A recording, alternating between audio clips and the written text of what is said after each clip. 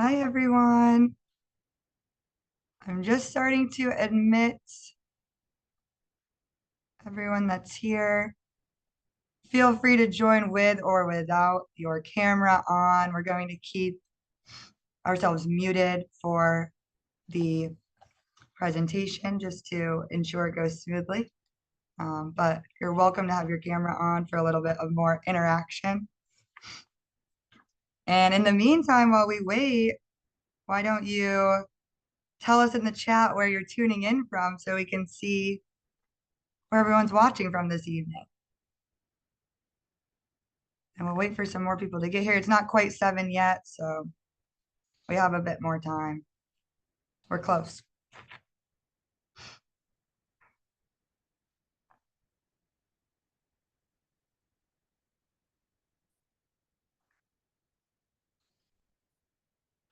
Hi, everyone.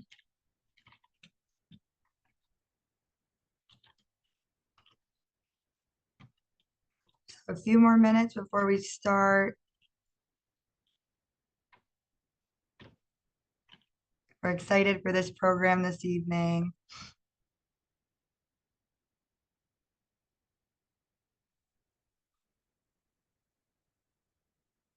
I see some Saratoga people. Hello, hello.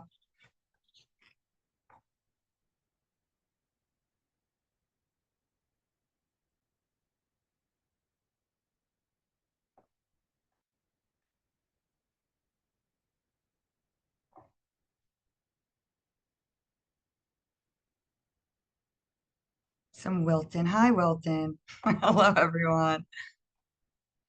Thanks for coming tonight. I know it's sunny out, but we're gonna have a good time. I just asked if everyone who's joined could type in the chat box where they're tuning in from so we can just see if we have any outliers.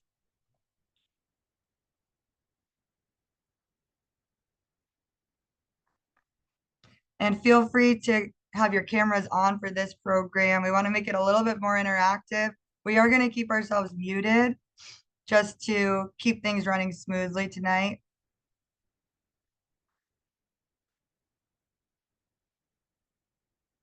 Hi from Troy. Welcome.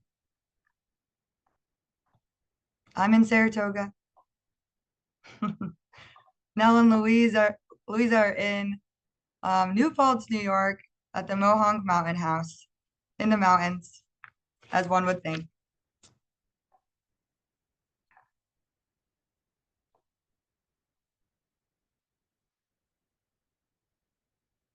All right. It's about 7 o'clock. We're almost at 7. I'm going to keep letting people in as they get here. Feel free to turn on your video or not, whatever you're comfortable with. And we're going to stay muted throughout this. But we appreciate you all for joining us tonight. My name's Sydney Hedge. I'm the Preservation and Programs Coordinator at the Saratoga Springs Preservation Foundation. And we are thrilled to host this program tonight with Louisa and Nell Boucher, who are joining us from the Mohonk Mountain House. They are here to share the story of Sarah Smiley, her connection to the Mohonk Mountain House, which her family founded, and the history of her cottage in Saratoga Springs, all while celebrating a powerful woman during Women's History Month.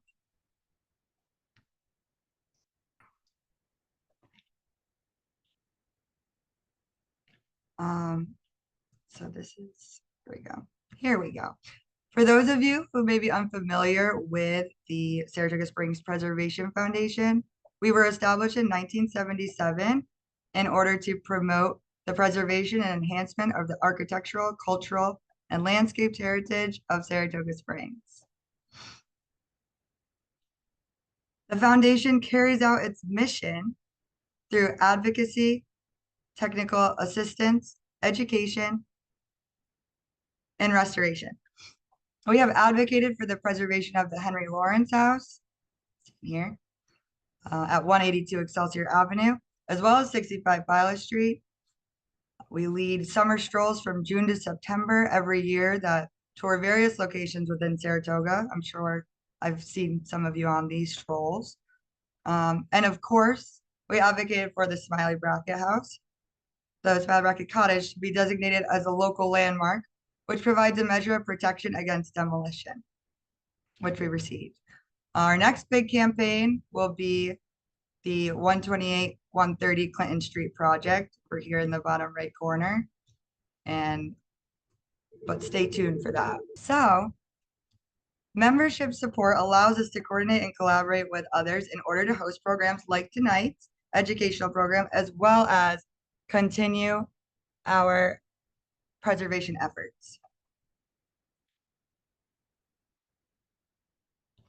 So the idea for this program came about while preparing an application for the New York State Preservation League 7 to Save list for the Smiley Brackett House, which unfortunately was not selected this year, but we continue to be vocal advocates to preserve the building. However, it did lead us to Louisa and Nell, who will be presenting tonight. To make even more connections, Sarah Smiley was given the land her cottage is located on, here in the red circle, by Henry Lawrence, over here, the owner of 182 Excelsior Avenue, that is still preserved today, as we mentioned. The architect of the cottage is unknown, but it is evident that the Gothic Revival architecture was inspired by Andrew Jackson Downing and Alexander Jackson Davis's book, Architecture of Country Houses, which features Gothic Revival cottages similar, or in this case, almost a carbon copy to the Smiley Brackett Cottage. So you see here and here. It's pretty evident. The cottage was determined eligible to be individually listed on the National Register of Historic Places solely due to its rare architectural style and the impact both Downing and Davis had on this style in the mid to 1800s, the early to mid 1800s. The style includes steeply pitched roofs, which you can see on both the drawings and the picture of the Smiley Brackett Cottage, with decorative verge boards, which are these down at the bottom, and pointed arch windows, which you can kind of tell over there. However, after researching more, we learned about the importance of the people who inhabited the cottage, making its eligibility stronger for the National Register listing, including Sarah Smiley. In 1921, after Sarah's passing, Charles Brackett purchased the property. He was the son of Senator Edgar T. Brackett, who in partnership with Spencer Trask, who is the reason we have this logo, helped preserve the springs. They passed legislation that helped preserve the springs, and it's the reason why we still have them today. Plus, Senator Brackett's home was on our 2024 Historic Homes Tour. And Charles, who lived at the Smiley Brackett Cottage, not only won a Medal of Honor during World War I, but became a famous screenwriter, winning multiple Academy Awards and an honorary Oscar for lifetime achievement.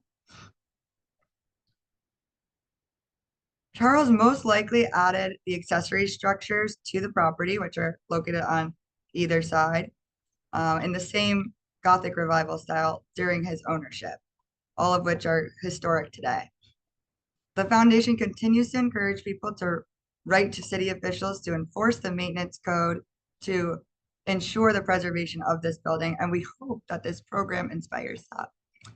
So with that, I will turn it over to Louisa and Nell.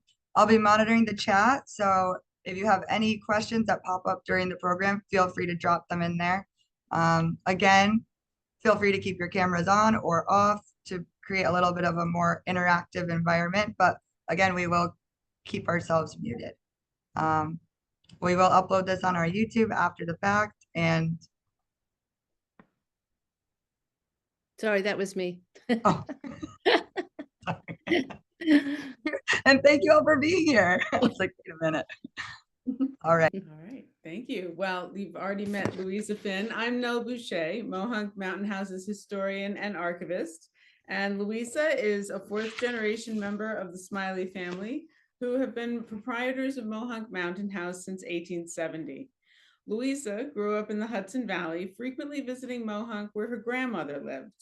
She is committed to preserving the land, philosophy, and ideals of her Smiley ancestors. She's a practicing speech-language pathologist, a reading tutor, a published poet, and chair of Mohonk Consultations, the Mountain House's sister organization, who convenes conferences on pertinent topics with the aim of improving people's relationship with each other and with nature. In this presentation, Louisa will be talking about her great-great-aunt, Sarah Frances Smiley, a noted 19th century Quaker preacher and author who was the most famous member of her noteworthy family. We're thrilled you've joined us for a conversation about this fascinating woman, her family, and Mohonk Mountain House. Hi, everyone. Thanks for joining us. We are going to learn today about Sarah Frances Smiley, and these are the dates of her life, 1830 to 1917. And she was indeed a maverick in her family and in the time in which she lived. Why was she a maverick? Well, my three words I thought of in regards to Sarah was she was fiercely independent, she was original, and she was controversial. So we're going to hear about how she was all of these things. We'll find out today. The first thing I'd like to talk about is how did Quakerism influence Sarah's life journey? Because Sarah was indeed a Quaker, as was the entire Smiley family, and the origins of this hotel that we are sitting in right now. And Quaker faith emphasized the personal relationship with God as opposed to an outside kind of relationship. And it's supported following divine guidance, even if violating social conventions. Quakers also emphasized God-given talents and developing those God-given talents to the fullest potential in order to perfect society. They were interested in transformation rather than improvement of society. So this led Quakers to support causes that challenged the status quo. They felt a responsibility to all humanity. And Quaker women were viewed as responsible individuals, believe it or not, rather than dependent females. So they experienced fewer constraints on gender than other 19th century women did. So we have these three ideas of the ideology of Quakers, this sense of developing your individual capacity or ability, and the encouragement from the community to support Sarah's life journey and such as it was. On the right, you see a very cute acronym for the Quaker values of simplicity, peace, integrity, community, and equality. Spice up your life with Quakerism, which I just thought was funny. So included that. Yeah, on the top of this slide, you can see a little piece of the family tree. The first generation of Smiley family members to come to Mohonk were the great-grandchildren of a Quaker boy whose family immigrated when he was 4 years old. These 6 siblings grew up on their parents' farm and attended Quaker meeting in Vassalboro, Maine, known as the Oak Grove Chapel, which is there on the left, and they were educated at the Oak Grove School. Mohonk's founder, Albert Smiley, and his siblings continued their education after Oak Grove and pursued careers as teachers. Several of them taught at the Friends Boarding School in Providence, Rhode Island, which is on the right there. This photo of the faculty at the Friends School includes Albert, his wife Eliza, and Albert's sister Rebecca.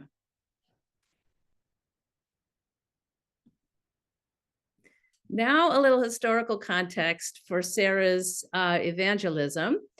In the 1800s, we had the second and third great spiritual awakenings, as they were known. Sarah was born in 1830, but I'd like to talk first about the second one, even though she was not quite born yet. It set the stage for who she later became. And this man who looks very ominous there with the beard was a popular evangelist named Charles Grandison Finney. And he was actually from the central and western parts of New York, which were later known as the burned over district, because the spiritual revivalism grew so quickly in those areas that it was like a fire burning through the area. And Charles Grandison Finney, in spite of his look, he encouraged women to testify publicly for the first time. And he supported them in entering debates over social reform, such as abolition, women's rights, utopian social experiments, Mormonism, prohibition, vegetarianism, and so forth. So some of the female converts, in quotes, became the first generation of American evangelical feminists. So this was right around the period when Sarah was born. The other pictures that you see here, I'll talk about later when I talk more about the third great spiritual awakening. And we see an image of immigration, of industrialism, of the ideas of Charles Darwin. This man on the right is another evangelical preacher named Dwight Lyman Moody. And on the left is Emma Willard, who was a noted feminist and speaker.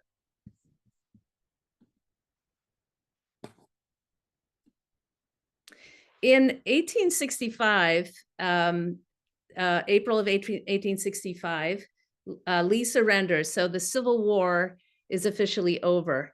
April 10th, this paper comes out on the left.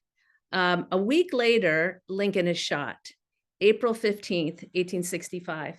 And on April 16th, 1865, Sarah Smiley is sitting in her Baltimore Friends meeting, and she receives a message from her God that she needs to go down and minister to the Southern Quakers who were so impacted by the war. So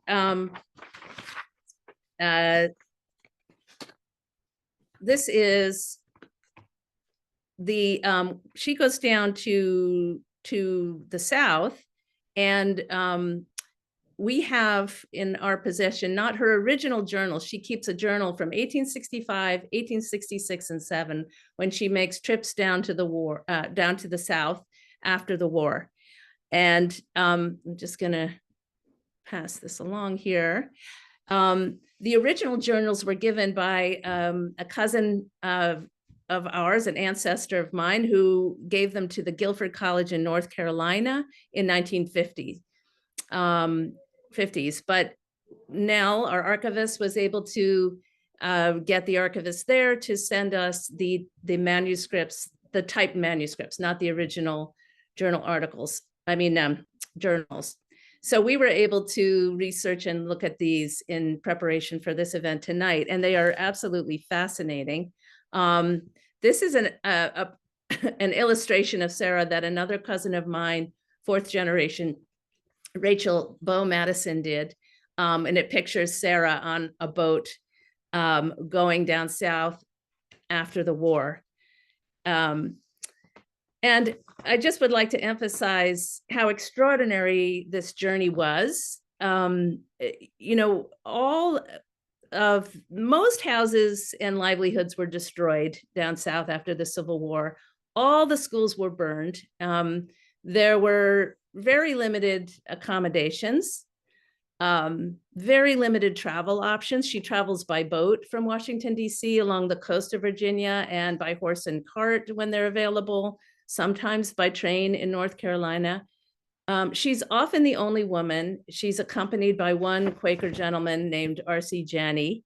She passes sites such as, heaps of ruins, blackened chimneys, rifle pits, deserted encampments, ungrassed graves with little sticks at their head, burned depots. At one point, she sees 200 dead horses all shot all together. I mean, these are in her journal. Amazing sights. And she's not only observing, but and philosophizing, giving her insights, but you also see her conviction and her courage as she's on this journey. And she is on a boat with 20 of General William Tecumseh Sherman's officers and 100 soldiers, some paroled rebels, as she goes down south. And I would like to read a little bit from this journal. But before I do that, actually, I want to read one other section, which talks about kind of the diversity of people she was seeing and coming across. And this was on, she calls it a down train. So I think it's a train that was not running at the time. But she says the cars were mostly mere platforms with bags of oats, and spread over these the freight of human life, sick and wounded soldiers, white refugees and blacks. What contrasts of expressions. The latter, in their careless happiness, were leaping and grimacing on their way to freedom. This was the light in the picture. And the dark background was not the sick soldiers, but the once haughty master and mistress, now humbled to beggary and rags. So you can hear not only her observation there, but her viewpoint about the evils of slavery.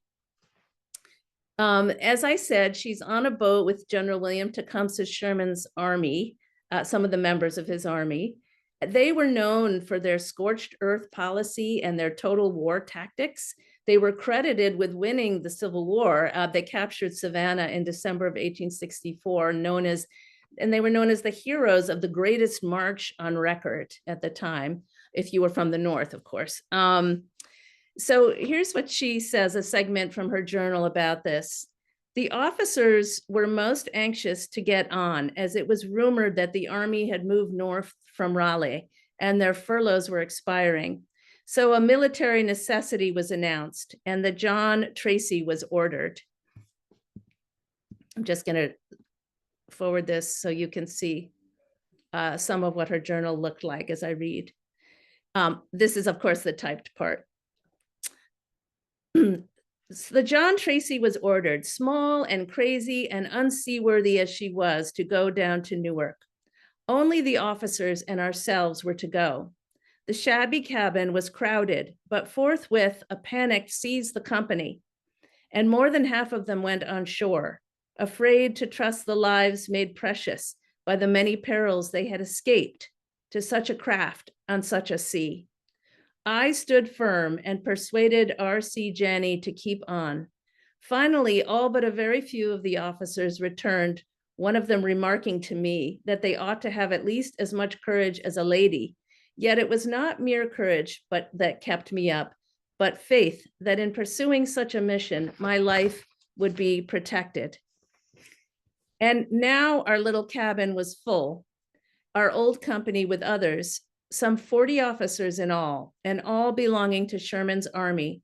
Stern stuff those Western men are made of, and no one who had the least knowledge of their doings, from Vicksburg to Raleigh, need look for much but the unmitigated warrior.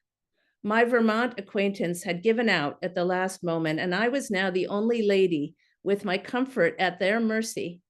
Rude oaths and coarse jests began to circulate in the corner, and I saw that I must rouse all my womanly tact to assert my womanly influence.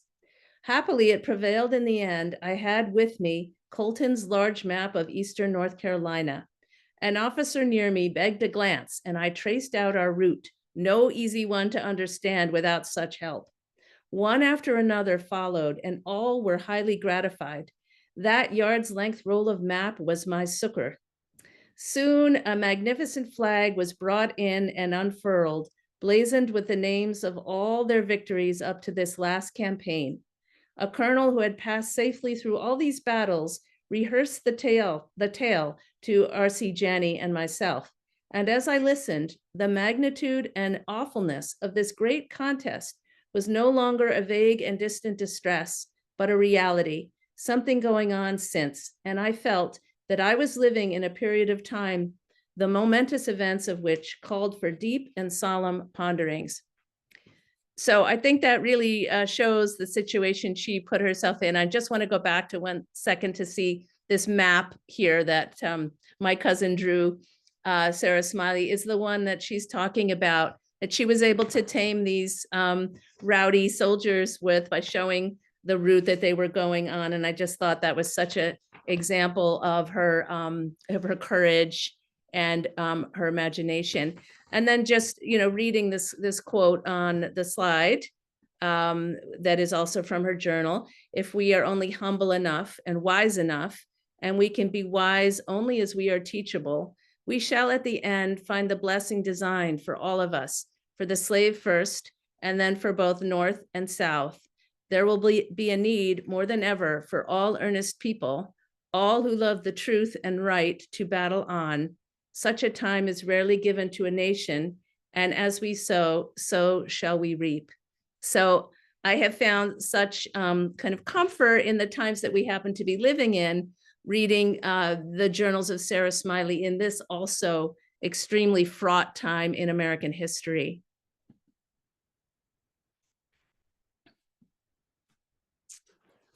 As I said, Sarah went down south after the Civil War for these years, and the priorities of the Northern Quaker societies, of which she was a representative, really for the Baltimore Association for the Relief of Distressed Friends, their goals were to distribute money, food, clothes, and supplies to Southern Quakers first, rebuild schools for Quakers, and also to educate freed Blacks. And Sarah was one of the original managers of the Baltimore Association of Friends. She was able to, in this period, she visited every Friends meeting that survived in both Virginia and North Carolina, to ensure, she said, intellectual and spiritual progress. She initiated as many Black schools along the Virginia coastline and in Richmond as she could get funding and teachers for. And she turned out to be an excellent fundraiser. She established a home for Quaker teachers in Richmond, Virginia. And under her direction, classes were developed to equip Black women with marketable skills along the coast of Virginia. Because remember, there was no more livelihood for released slaves. I'll show you on the next slide a school that she helped to get going in Virginia. Let's do that now. This school here, it's actually a Friends meeting, and this has been rebuilt, but she traveled to Somerset meeting in Nansemond County, Virginia, for the opening of the first school for Blacks in this area. However, this area was so near where the Nat Turner revolt had been about 30 years earlier, that the area was extremely sensitized to this kind of education of freed Blacks. So this school happened to be burned down only 2 months later after it was opened, both the school and the meeting house. So just showing the kind of danger and tension that was going on in the area when Sarah was there. She organized workrooms, supply stores, employment offices, and clothing shops in a hospital for Blacks. And as I said, she was a powerful fundraiser. She gained respect by purchasing local goods to distribute. So she gained respect in the areas where she was traveling. She understood the importance of libraries and collected many books and magazines to distribute to Friends meetings in the South, around 1,700 volumes, raising money outside of the Baltimore Association. And she challenged her Southern Quaker friends with their attitudes that she felt were also racist. And she attempted to help them overcome their viewpoints and include Blacks in their spiritual outreach. During this time period, especially the later couple years of going down south, Sarah begins to discover her passion, her avocation for preaching. And she really is on this journey of bringing healing to others. And she says throughout the second two journals, that the power of the Lord is present to heal. So the second two journals are really chronicling her experiences sitting in prayer with people that she encounters along the way, Quaker friends, people of other Christian paths, freed Blacks, in some cases prisoners, school children, teachers. And she sits in prayer and is moved from within, as Quakers are, to speak from the Bible and about the life of Jesus as a way of offering a path to salvation for those who are suffering. So this is very evident in these last couple of journals that she is on this path, her own path of spiritual awakening, very much through the Bible. And she's beginning here to separate from the Quaker tradition, which is more of an internal and subjective relationship with God, to more of an objective viewpoint about spirituality. But she does say many things, and one I'd like to read. Oh, how far beyond any gift entrusted to me, even gifts of far more value in the sight of not a few around me, do I prize this one privilege of proclaiming the gospel of my Savior as a free gift to all the children of men. I believe it is what I am specially called to in this journey. So she's extremely serious about her spiritual path and what she's offering to people. And she says, I do not want to preach so that people shall say how beautiful and come to tell me about it.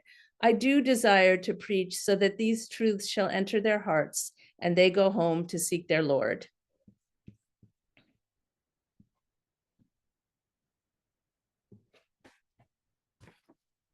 This is just a little apart from her journal too, that shows how she affected people she came across. She says, at the next house, a young man with the bearing of a soldier and the air of a man of this world came out to receive us, the widow's son, but not a member of our society. I feared his sitting with us might prove a trick. What was my astonishment then in the first few moments of silence to feel this message must be given him. So she felt messages and then would speak them out. She says, the Lord hath need of thee, and thou hast need of him. My whole heart went out in earnest Christian interest. As we left the house, he expressed a desire to go with us as a guide to some other families. He continued with us for 3 days, and deeply impressive was it to watch that subdued countenance. It was clear that he felt the hand of the Lord upon him, and he seemed unable to enter much into conversation. When he left us, it was evident that his mind was at rest, the perplexity and doubt gone. From words he dropped, we inferred that he had decided to seek admission to our society. So she was actually converting people in her journey in her own gentle but firm way. So when she returns, this is an advertisement, good news from a far country. Sarah Smiley is here to give a service. And this is actually in Bristol in England. So she also goes over across the pond to Britain and Ireland and preaches. She's beginning to get known as a preacher after this period. And she raises money from the Friends Societies there for her work ministering to people down south.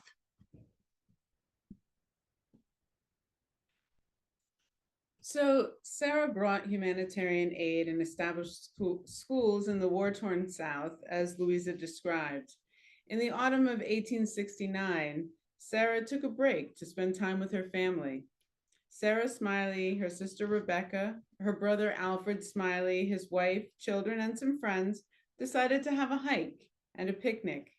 They ascended the steep slopes of the Mohonk Mountains to the west of New Paltz, and finally arriving at the highest point, the scene of the Smiley family arrival at Mohonk must have looked a bit like this Currier and Ives print on the left here, which is the first house on Lake Mohonk that Currier and Ives was published in 1869. Sarah's brother Albert purchases the property, and this time period was transformative for Albert. opening a path from his life working as a boarding school principal to a proprietor of a resort. His sister Sarah was experiencing a transformation as well. She had joined her family on that first picnic to Mohonk while taking a break from her work as an itinerant preacher. At this time, Sarah publishes her first book. With this book, Sarah documents her journey of spiritual exploration. She continues to travel and to intermittently return to Mohonk to rest, conduct religious research, and spend time with her family.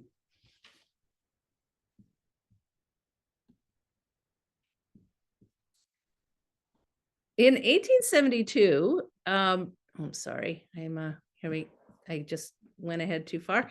In 1872, an event happens in Sarah's life that turns out to be the most kind of famous or infamous event in her life. And she is invited to preach in Brooklyn by this man here, Theodore Cuyler, at the Lafayette Church of Brooklyn. And the event was well received by the people who went. She was preaching to what was known as a promiscuous assembly at the time, which means there were men and women in the audience. And everybody was satisfied with this sermon. However, except the officers of the church, the Presbyterian denomination was the biggest denomination in New York City at the time. And so the Presbytery of Brooklyn, you can see this article came out in the Harper's Weekly on the cover, actually, and this is the picture here, and it was all over the country. It was very, very big news. It says the good Presbytery of Brooklyn have been greatly scandalized of late by the appearance of Miss Sarah F. Smiley, a Quakeress preacher, in the pulpit of the Reverend Theodore L. Cuyler of the Lafayette Avenue Presbyterian Church. Miss Smiley, as we learned from the daily papers, preached a most excellent and acceptable sermon, and none of the congregation took the least offense at the unusual spectacle of a woman in the pulpit. Not so, however, the presbytery. Alarmed and apparently horrified at the innovation, they took immediate steps to call Dr. Cuyler to account, and a meeting of that body was held to consider what action, if any, should be taken in reference to his conduct. So this big event resulted in 3 days of meetings between Cuyler and the officers of the church, and resulted in the church reaffirming its exclusionary policy against women preachers. But they gave discretion to the pastor of the church. So they said, you know, the pastor of the church could decide who to invite in. So Theodore Cuyler felt he had won in that case. And he had, great respect for Sarah Smiley. 30 years later, Cuyler cited Smiley's career as critical to dismantling gender barriers within the church. And he noted that her preaching produced a wide and rather sensational interest over the country. In his biography, Cuyler mentions that he also summered in Saratoga for many years, as well as returning each summer to preach at Mohonk Mountain House. Sarah spent periods of 1870 preaching in England and the US, as this letter tells us. Sarah tells her friend about her experiences preaching in Massachusetts, Maine, and Providence. Sarah writes, "I returned to Saratoga for a spring rest. In 1872, Sarah began construction of a cottage at 166 Excelsior Avenue, Saratoga Springs. It became her retreat where she could study the Bible, sit in quiet contemplation, write her books, and rest." And you can see this is Sarah's actual writing. So I'm glad that I had the typed transcriptions because it's extremely difficult to read. At this point, Sarah's fame it begins to be at its height. And this is the second book that she came out with, In the Fullness of Blessing, in 1876. This is when the third spiritual awakening is in full swing. So we were talking about the second spiritual awakening, where women were invited to to testify. In the 1850s and toward the early, I think the third spiritual awakening lasted till the early 1900s, the revivalism turned kind of more conservative and more against women, forbidden speaking in mixed meetings and promiscuous assembling. So this influence of increased immigration, industrialism, and the ideas of Darwin and lots of change in society, spirituality took on more of a conservative tone, and revivalism at this point was seen as kind of a reaction to all of these changes. So they were trying to offer, in quotes, old time religion to people who were fearing escalating immigration and growing cities and so forth. So there was this fear of liberalizing trends. And so this time period of revivalism supported traditional gender roles, idealized motherhood, denounced kind of public women in quotes, and championed masculinity. And they even discouraged progressive, reform-minded revivalism. They weren't into social reform, railing against science and metaphysics.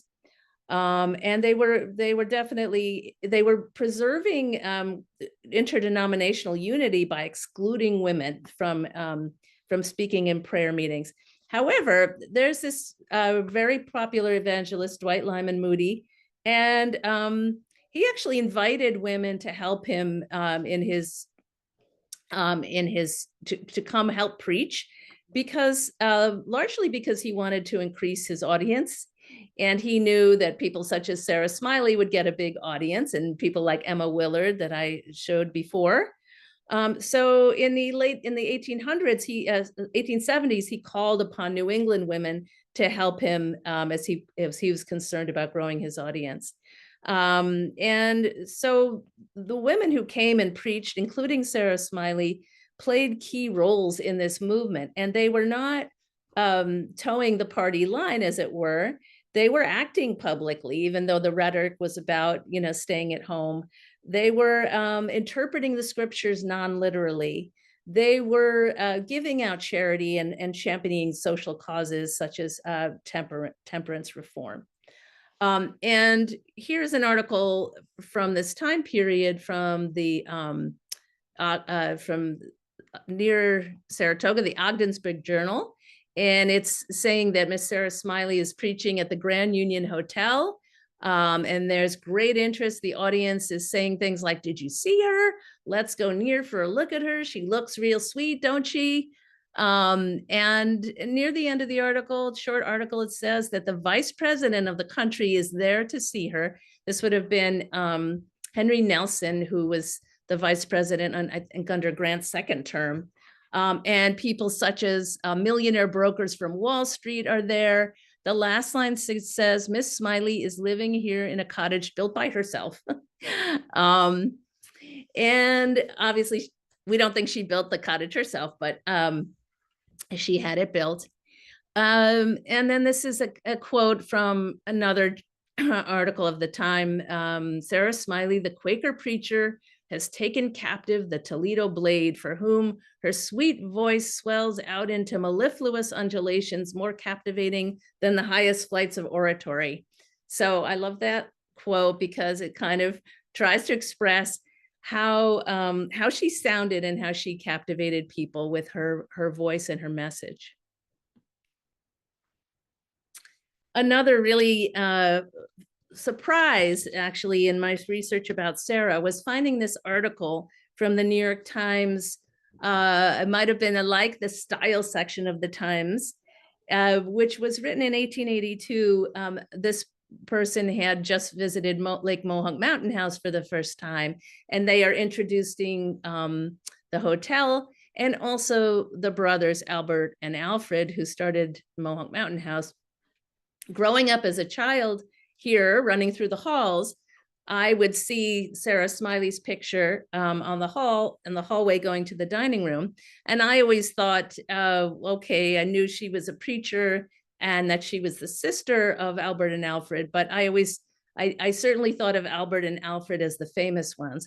Well, this article turned this on its head, as it introduces the brothers as the brothers of the well-known Quaker preacher Sarah Smiley. So this was a great revelation to me that she was actually the famous one, and her brothers were much less, if at all, well known at the time.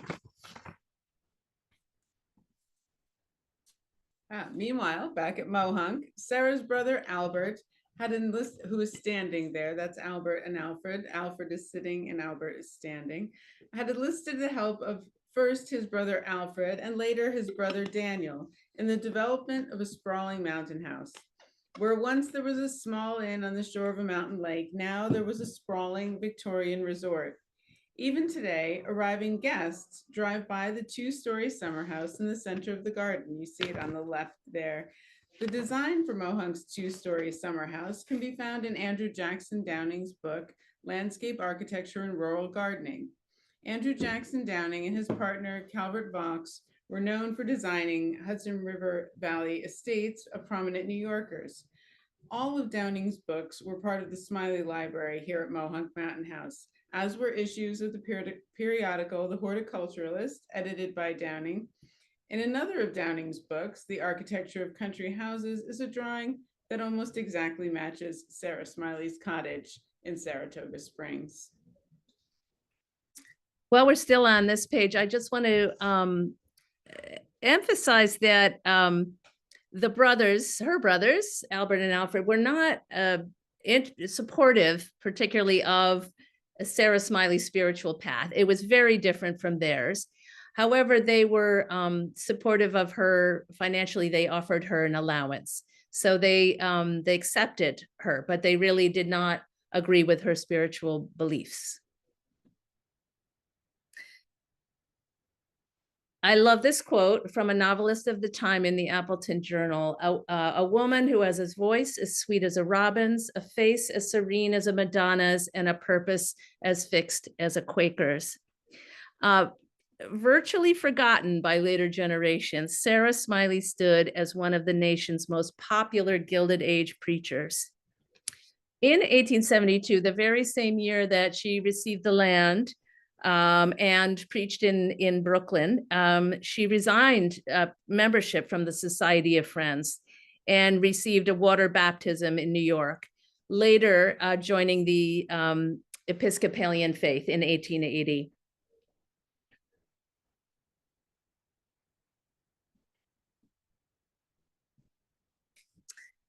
This was the third and final book she wrote, Garden Grayeth. And Sarah's writing, like her preaching, she wrote about the Bible's teachings more elastically. She, contrary to the leaders of the revivalist movement of the times, she saw the Bible as allegorical, as containing, in quotes, a range of truth. So her true interpretation for her was not in literalness, but in the feeling of liberty. I think her Quakerism influenced her evangelical path. She believed that biblical stories contained multiple symbolic meanings regarding humanity's relation to God, and that interactions with non-Western people would enhance the recognition of allegorical meanings, because she felt that other cultures, for example, Asians, because of their language, had more understanding of symbolism than perhaps Western cultures did. So she felt there would be enhancement in their interpretations of the Bible. This is an example. The Garden Grayeth is a metaphor for spiritual path through the lens of a garden. And this little passage here is very likely the garden at the cottage in Saratoga that she's talking about here. 7 years ago, this was no garden, but a wild and well-nigh barren spot. There was a steep and rugged hillside sloping southward, and on its brow, a little from the roadside, 3 old oaks, the growth of centuries, and at its foot, this one elm. As for the rest, thorns and briars, wild grass and weeds. And so my joy has come, not from the placing of a perfect gift in my hands, but through slow triumphs over many obstacles, so turning at last desolation into beauty. Yet even thus have I learned most. My garden redeemed is a truer microcosm of the world of human hearts. So again, showing her spiritual teachings through the metaphor of a garden and working on redeeming the garden.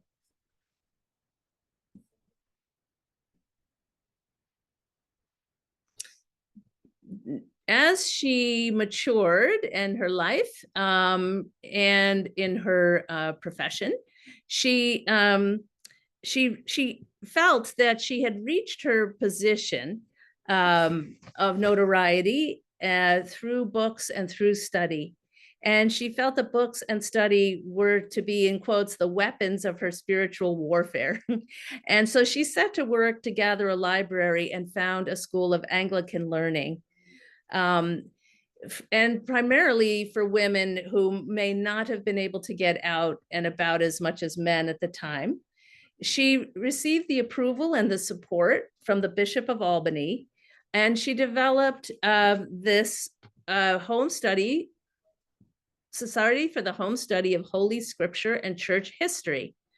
And it was a correspondence course with examinations and a library. So you could, you could send away for books, and at the end of a certain amount of time, take courses.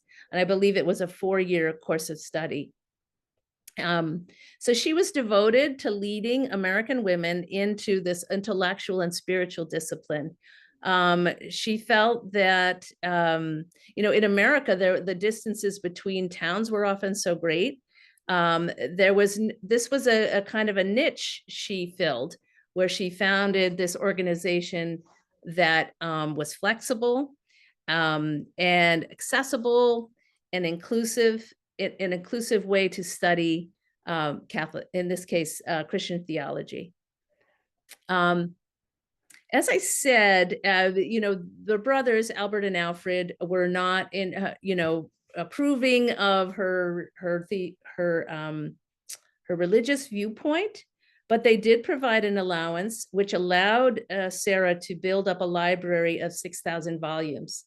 And when she got when she first received the land from Mr. Lawrence and built the house, it was to be a home for Bible study. That was its purpose.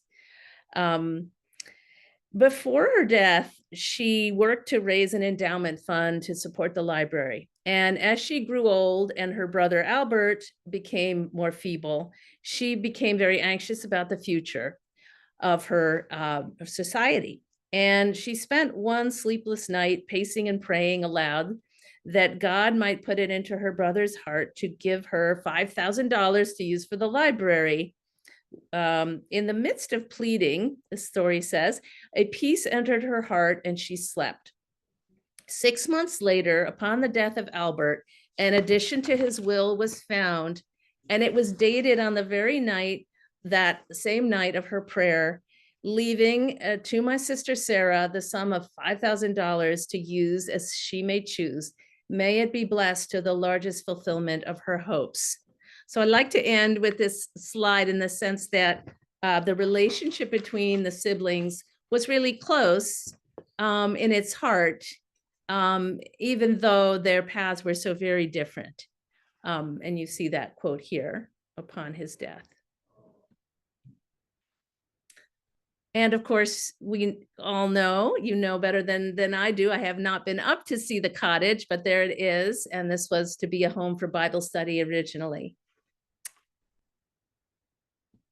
And these are the resources that Nell and I used to create this presentation.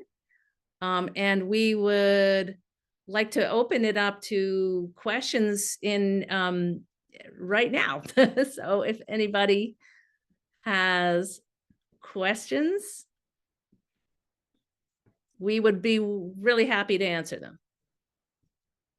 And you can just unmute yourself and ask a question, but if you don't want to do that, you can put it in the chat.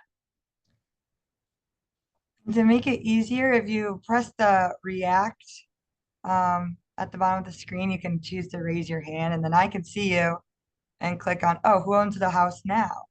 So now it is owned by, I believe his name's Daniel Jewett, and um, he owns the house. I don't think he's doing much with it, but it's in his ownership. That's all I know. Um, so that's the answer to that question there. Why did Sarah leave the Friends, and did she attend Bethesda Church when in Saratoga? Good question about, I don't know about the Bethesda Church question. And why did she leave the Friends? I think she ended up feeling that it wasn't, the approach to spirituality wasn't satisfying enough to her. She really, as I said, it was through the Bible and the understanding of Jesus's life that she felt most comfortable. So it was more of an orthodox version of Quakerism. That's my understanding, but I don't know entirely.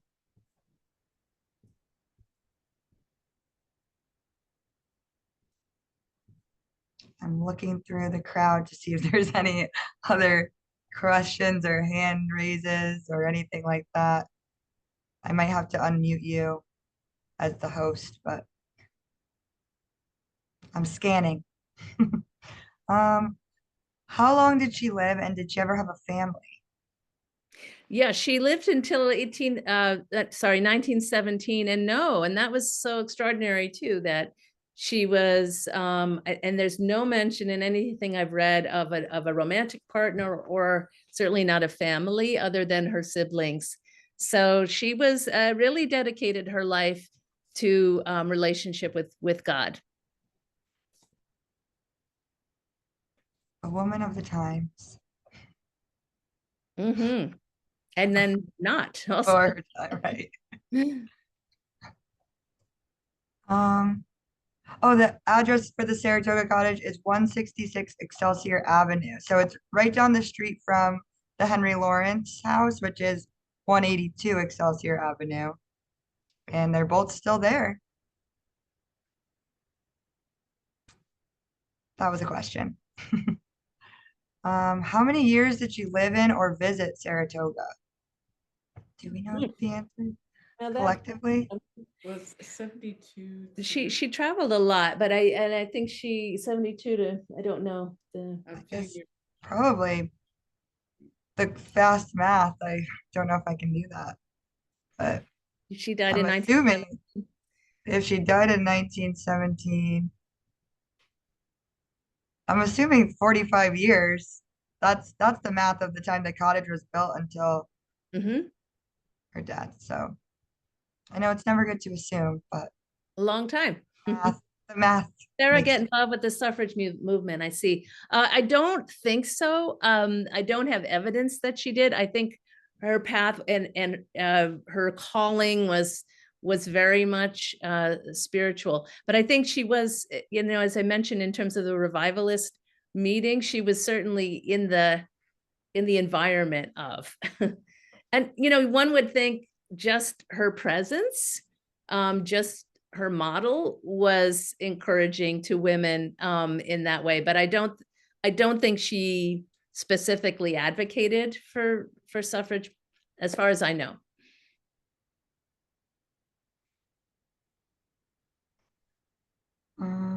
Oh, since publishers didn't like to publish under women's pen names, how did Sarah manage to publish 3 books? Do we know? I would put that down to that they were religious books. I don't that's my guess. When you look through newspapers of the time and you look at all of the events, it's like this preacher is speaking, that preacher is speaking. It was what people did, largely. So I don't think, my guess is it wasn't seen the same as a woman writing a work of fiction. Do you have any thoughts about that? I would think that that's an accurate assessment, and also that she already had made a name for herself. So so it was potentially a profitable venture to, if you have a known person who's writing, you're more likely to sell books. Yeah.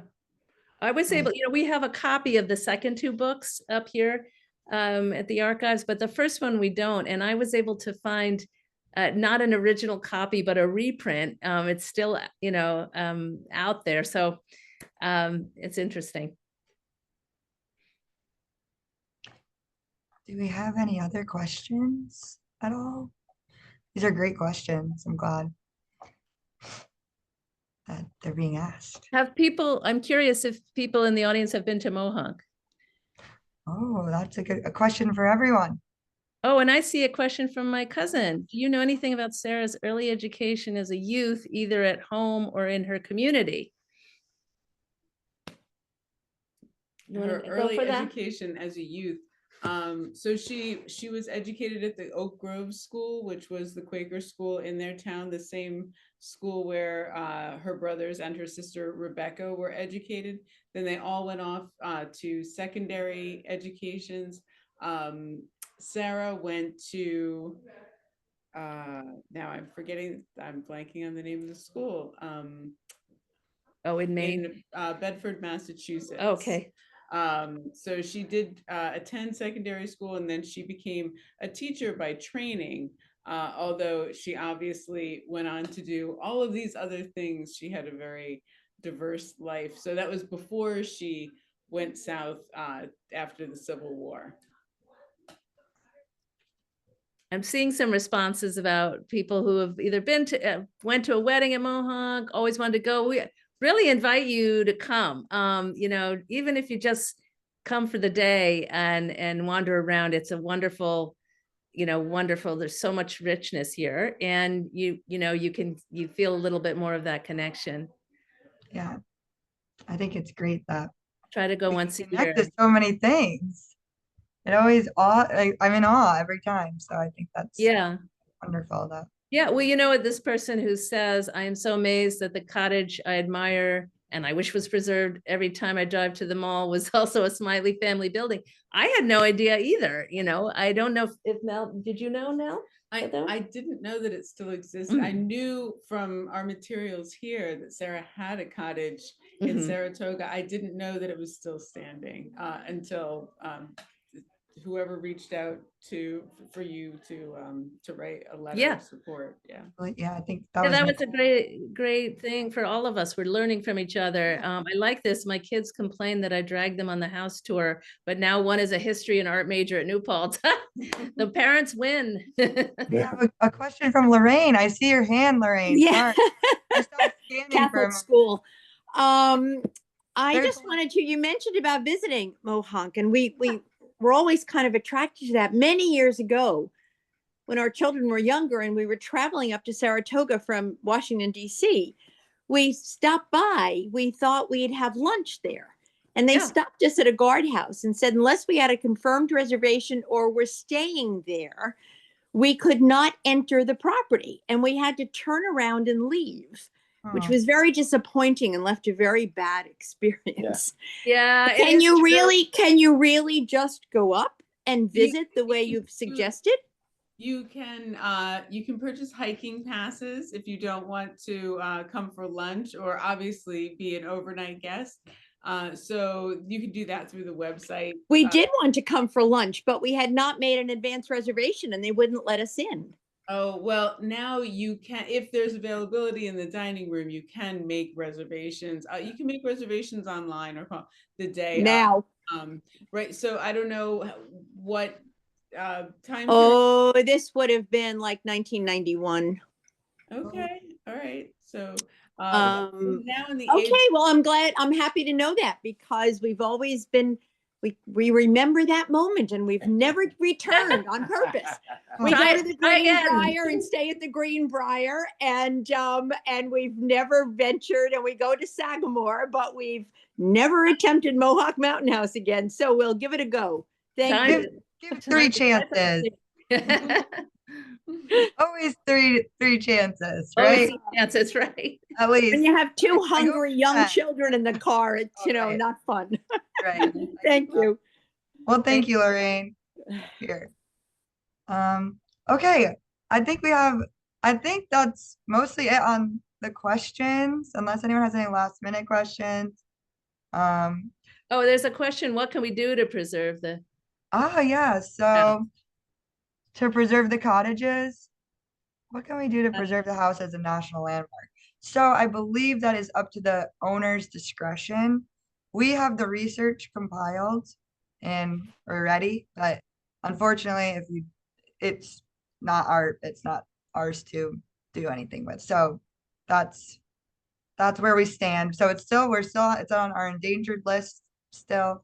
We still want to apply for things to get grants to preserve it as much as we can, but we can't really do anything without the owner's approval, and that we don't have. So that is where that stands. How long did Charles Brackett own the house? That might be another math question. Which I struggle with word problems. So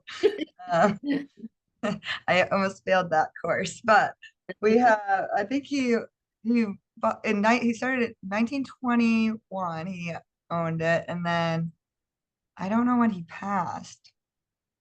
I don't have my notes in front of me, but I want to say over 50 years, which is a bad answer, but I can get you a proper answer. I'm sorry, Maria. That's all I have for you on the spot. So sorry. Do we have, oh, Lorraine. Okay. Sorry. I see your hand. I'm unmuting you. How much protection? I had read that in December of 2021, the city council in Saratoga designated this a landmark over the objections of the owner. How much protection, if any, does landmark status confer as compared to historic or whatever the other designation might be? So the local landmark status basically adds a layer of protection against demolition. And I believe that's the farthest that we could go over the owner's wishes. I actually have only been with the foundation for a year now, so I wasn't actually here during the process. So it's a little bit blurry to me, but we're hoping it would be very nice if we could get it designated as a national, on the national register. So, but that will take time. Oh, thank you. Jim Sinnock. I'm sorry if I'm mispronouncing. 1892 to 1969. So he passed in 1969. Thank you. I appreciate that. Well, it's a team effort here. Yeah. Always the best. It should be. Oh, well, okay. I think we have a few more minutes. I don't know how long has the current owner been at the house? When did Daniel buy this house? I think in the maybe it was late 90s, early 2000s is my guess. Oh, Kelly has a question up here. I'm scanning. I see some people moving. Sorry. I'm asking to unmute you, Kelly, so I think you have to select it. There we go. Did you see it? Okay. I think you have to confirm. I know it's a process. Oh, there you go. Yay. I'm curious what happened to the old Bible Oh. that you showed in the beginning. Is it up at Mohonk? The old Bible? I'm sorry. I don't remember which old Bible. Did I show a picture of a Bible? Yes. Yep. In the beginning. And it was, I assume that Sarah used that Bible, I guess. I don't know. I know we have two Oh, separate. that she's holding in the picture. Good. It's a very good question that I don't have the answer to. I'm not even sure where that picture was taken. Yeah. So she did, as Nell said, she came to Mohonk often to visit her family, but it wasn't her home base. So I don't know. Okay. Yeah. Yeah. You know It's what you didn't mention? I come from New Paltz, but I'm upstate New York now. You didn't mention about Mohonk Preserve and the fact that would allow the Smileys to keep the hotel without losing it the way the other people at Minnewaska did. That's a whole different presentation, Kelly. We have so much to Whole different presentation. Okay, sorry. And then I do have another question from Jim. When was the Smiley Tower that you can see from the valleys built? Do we know that Oh, off the I'm top. gonna give that to Nell. It was completed in 1920. 1920. By people The who one were that's there now, but there were Mohawk. previous ones that burned, right? There Right. were two towers that burned before that. Oh, three that burned before that. So this one is, yeah, and 1920. built of stone, so it would not. Can There she it hear me now? Oh, yes, I can mute you if you want, Kelly. Sorry. Oh, I wallpapered at Mohonk. I'm Oh, not historic though. wow. Well, thank you. Yes, well, it was part of Rachel's idea of Oh, do you redoing. know Rachie? I Who guess knew so. Rachie? Somebody said Rachie. That was my No, aunt. Rachel Madison. I know She was Rachie was my aunt. Oh yeah, I was gonna say she's a Smiley. Yes. I knew her many, many years ago. Oh, wonderful person. Yes. Do you know Giroux? Well, he was my uncle, so I better know him. There you go. The That's funny. family. We have family present. Yeah, absolutely. Okay, I'm gonna just mute this now. Okay, so I believe if I'm looking through again just to double check so I don't miss anyone, I think we're out of questions that we can answer. You can always email me your questions as well. So if I didn't properly answer it, I apologize, but that's all. And then I just wanted to add, as we do, we have our upcoming historic homes tour on May 10th, Saturday, May 10th, the weekend of Mother's Day. It's the Saturday before Mother's Day, 10 to 4. So that's coming up. So mark your calendars. And there are 2 programs that are additional on top of the home store tickets, but we do a breakfast program and a lunch program. And we have Carol Gadet leading our breakfast program. And we have and she has presented in front of us many times. And then for our lunch program, we have our city historian, Marianne Fitzgerald. And she'll be going over her lunch program. And lunch is included in those tickets, but not in the historic homes tickets. We got to make that clear. Anyway, I had to plug it. Sorry. I had to do it to you. But I appreciate everyone being here tonight. And Louisa and Nell, thank you so much. Thank you, everyone. We really appreciated being here and being able to engage with you all tonight. So if that is it, I guess we'll call it an evening. Okay, come see us at Mohonk. Yes. My next spa day, I'll go to Mohonk. Right. Big spa day. All right. Well, thank you, everyone. Have a Take great care. evening. Goodbye. Bye-bye. Bye.